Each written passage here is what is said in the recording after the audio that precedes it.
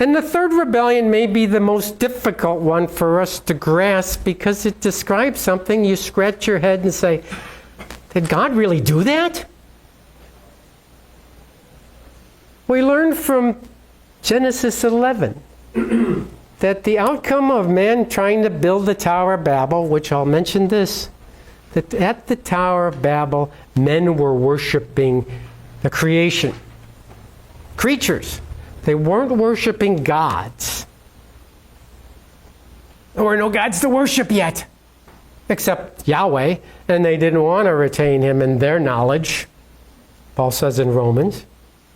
So the bad Elohim didn't exist yet at the Tower of Babel. But they wanted to do something and not follow God's command to replenish and fill the earth. They wanted to stick together, lest they be scattered. And God scatters them. And when he scatters them, he assigns the portion of land, the bounds of their habitation. That means here's your piece of real estate, folks. That's where you're going to live. And there's 70 nations delineated in Genesis chapter 10. It's interesting, the nations are described in Genesis 10, and then Genesis 11 is when the nations were actually created. And Romans talks about God giving them up. 3 times he gave them up.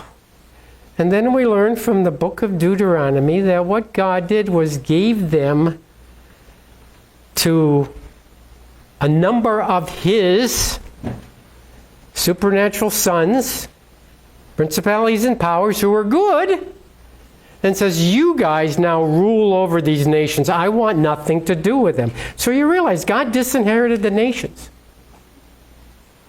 You guys, you spirit beings of mine, rule over them and direct them in the right direction. He didn't want them to go off into bad things.